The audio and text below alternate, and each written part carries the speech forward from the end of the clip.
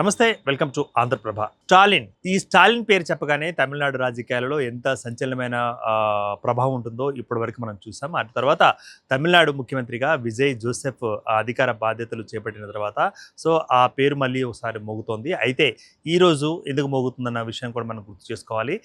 నటి త్రిష మీద, అదేవిధంగా తమిళనాడు సీఎంగా ఉన్న విజయ్ జోసెఫ్ మీద మరి వివాదాస్పద వ్యాఖ్యలు చేశారు అంటూ కూడా ఉదయనిధి స్టాలిన్ మీద ఒక కేసు నమోదైంది. అయితే కేసు ఒకటే నమోదైన 6 సెక్షన్లను పెట్టి అందులో ఆ కేసు నమోదు చేసినట్లుగా తెలియవస్తుంది.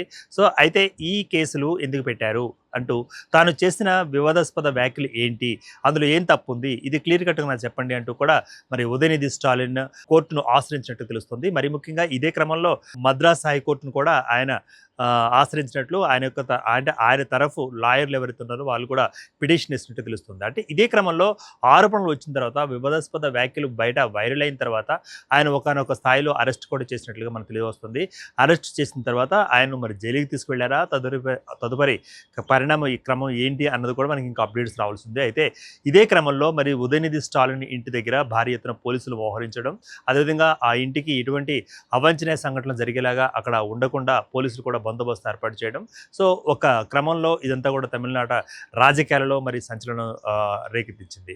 ఇటీవల కాలంలో మనం చూస్తున్నాం మిగతా రాష్ట్రాలలో కూడా ఆ యొక్క సీఎంల మీద, అదేవిధంగా మరి అక్కడ ఉండే ఐఏఎస్ ఐపీఎస్ల మీద మరి ఈ విధంగా కూడా కేసులు నమోదవుతున్న క్రమంలో ఏకంగా డిఎంకే నేత, ఒక ప్రతిపక్ష నేతగా ఉన్న మరి ఉదయనిధి స్టాలిన్ మీద ప్రముఖ తార మీద, అంటే ప్రముఖ యాక్ట్రెస్ మీద, అదేవిధంగా విజయ్ జోసెఫ్ మీద, వీళ్ళిద్దరి మీద కలుపుతూ కొన్ని వివాదాస్పదమైన వ్యాఖ్యలు చేశారు.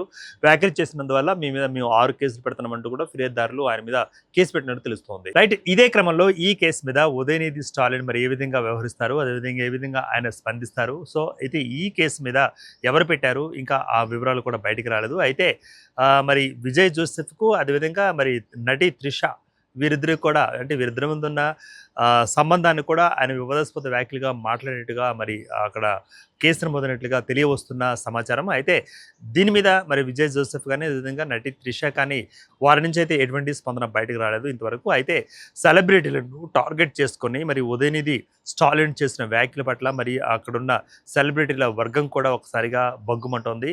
మరీ ముఖ్యంగా మరి సీనియర్ నటి ఖుష్బు కూడా ఆయన మీద వ్యాఖ్యల మీద ఆమె మండిపడుతోంది. మరి సినీ నటులంటే, నటి నటులంటే మీకు అంత చులకనగా ఉందా, అంటూ కూడా ఆమె వ్యాఖ్య చేసినట్టు తెలుస్తుంది. సెలబ్రిటీల మీద ఈ విధంగా దుమ్మురాన్ని రేపుతున్న ఈ వ్యాఖ్యల పట్ల మరి సినీ నటి ఖుష్బు కూడా ఆవేదన వ్యక్తం చేశారు, అదేవిధంగా మండిపడుతున్నారు. సెలబ్రిటీలు అంటే మీకు చిన్నచూప, అంత చిన్నచూపుగా కనిపిస్తున్నారంటూ కూడా ఆమె వ్యాఖ్య చేసినట్టు తెలుస్తోంది. తమిళనాడు రాజకీయాలలో మరి ఈ చేసిన వ్యాఖ్యలు, జరిగిన సంఘటనలు ఇవి కూడా ఒక్కసారిగా వైరల్ అవుతున్నాయి. మరి మొత్తం మీద దీని ప్రభావం మరి రాష్ట్రం మీదే కాకుండా మరి దేశ యావత్తు రాజకీయాల మీద పడే అవకాశం ఉందా, అదేవిధంగా ఇటువంటి సంస్కృతి మరి మిగతా రాష్ట్రాలు కూడా పాకే అవకాశం ఉందా అంటూ కూడా రాజకీయ నిపుణులు ఆలోచనలు పడ్డారు. మొత్తం మీద ఈ తమిళనాడుకు సంబంధించిన ఈ సంఘటన ఏదైతుందో సంచలనాన్ని సృష్టించింది. కెమెరామెన్ సనీతో దుర్గా.